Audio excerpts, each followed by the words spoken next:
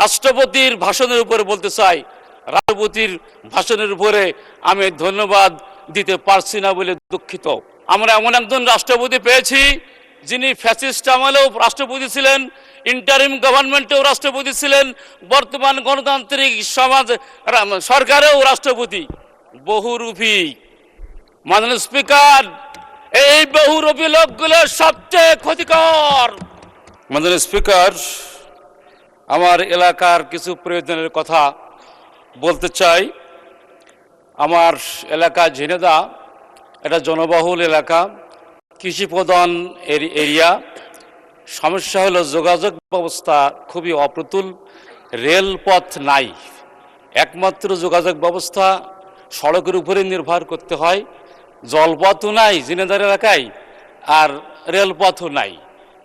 এখানে কৃষিবহুল একটা এলাকা, পণ্য সরবরাহ, লোকজন চলাচল করা, ব্যবসা বাণিজ্য, এই সব কিছুর জন্য একমাত্র সড়ক পথের উপরে নির্ভর করতে হয়, যার ফলে এখানে অতীব প্রয়োজন একটা রেলপথ স্থাপন করা। প্রসঙ্গতটা উল্লেখ করতে চাই, পার্শ্ববর্তী এলাকা রাজবাড়ির একটা এলাকা থেকে মাগুরা পর্যন্ত একটা রেলপথ এর কর্মসূচি চলমান আছে, নির্মাণ কাজ। সেটা যদি মাত্র এগিয়ে ঝিনেদা শহর পর্যন্ত আগানো যায় 28 কিলো রাস্তা, তাহলে ঝিনেদা জেলাটা এই রেলপথের আওতায় আসতে পারে। মাননীয় স্পিকার, স্পিকার, দ্বিতীয় যে কথাটা বলতে চাই, মেডিকেল কলেজ স্থাপন। এর আগে আমি 71 বিধিতে সুযোগ পেয়ে 2 মিনিটের বক্তব্য মেডিকেলের কথা বলেছিলাম, আবার উল্লেখ করছে, সময় বেশি নাই। একটা ঝিনেদায় কৃষি বিশ্ববিদ্যালয় স্থাপন করা প্রয়োজন, আমি তার জন্য জোর দাবি জানাচ্ছি। আর সাথে সাথে আরেকটা কথা উল্লেখ করতে চাই, যশোর ঝিনেদা একটা 6 লেন রোড নির্মাণাধীন আছে। এটা ধীর গতি, এত ধীর গতিতে চলছে যে এই 26 সালে নির্মাণ কাজ শেষ হওয়ার কথা, অথচ 5 ভাগ সম্পন্ন হয়েছে, 95 ভাগ কাজ বাকি। আর এই কাজ নির্মাণাধীন থাকার কারণে চলাচল ঝিনেদা টু যশোর রোড চলাচল অযোগ্য হয়ে গেছে। মাননীয় স্পিকার, অতএব এই কাজটা দ্রুত সম্পন্ন করার জন্য আহ্বান জানাই। আর আমাদের ঝিনেদা জেলায় একটা নদী আছে, নবগঙ্গা নদী। এই নবগঙ্গা নদীটা খনন করা প্রয়োজন। পশ্চিম পাশে চুয়াডাঙ্গা জেলার অংশে খনন করা হয়েছে, পূর্ব পাশে মাগুরা জেলার অংশে খনন করা হয়েছে, কিন্তু ঝিনেদা জেলার অংশটা বাকি রয়েছে। এই ঝিনেদা জেলার নদী খনন করার জন্য আমি একটা কর্মসূচি গ্রহণ করার অনুরোধ জানাই।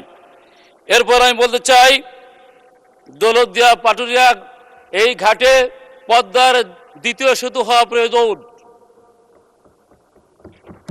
এখানে কয়েকটা জেলা, ফরিদপুর, রাজবাড়ী, কুষ্টিয়া, মাগুরা, ঝিনেদা, চুয়াডাঙ্গা, মেহেরপুর, পশ্চিম অঞ্চলের সকল জেলায় উপকৃত হবে। অতএব পদ্মা দ্বিতীয় ব্রিজ পাটুরিয়া দৌলতদিয়ার উপরে নির্মাণ করার জন্য আমি আহ্বান জানাচ্ছি মহান সংসদে। সম্মানিত স্পিকার, আমি দুর্নীতির বিরুদ্ধে কথা বলতে চাই। দুর্নীতি আমাদের দেশে রন্ধ্রে রন্ধ্রে প্রবেশ করেছে। এই দুর্নীতির লাগাম যদি টেনে ধরা না যায়, সকল উন্নয়ন কর্ম, সকল কিছুই ম্লান হয়ে যাবে। মাননীয় স্পিকার, অতএব সেই সাথে সাথে টেন্ডারবাজি, চাঁদাবাজি, দখলদারিত্ব, রাজনৈতিক দুর্বৃত্তায়ন, মাদকতার ছড়াছড়ি, এই সব কিছু বন্ধ করার জন্য আমি জোর দাবি জানাচ্ছি।